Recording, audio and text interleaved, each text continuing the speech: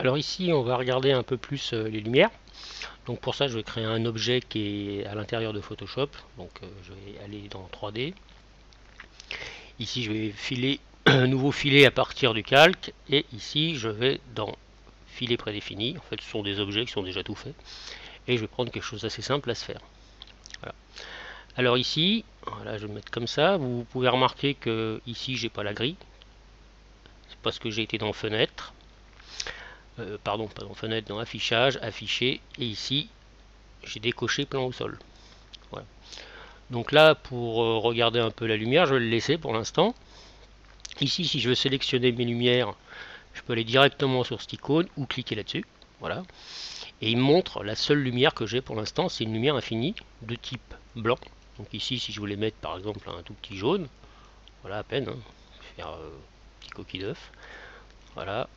Et ici, je vais baisser mon intensité. Alors, si je fais un rendu à ce niveau-là,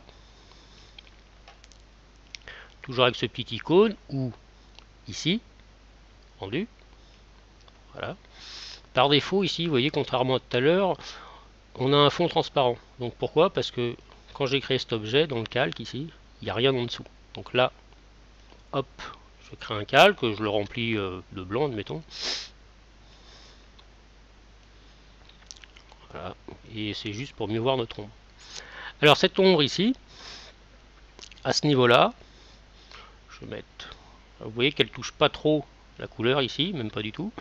Je fais OK. Si je veux en fait toucher l'ombre, il faut que j'aille dans l'environnement pour la couleur. Donc ici, je retourne là-dessus, je clique sur environnement et là, vous avez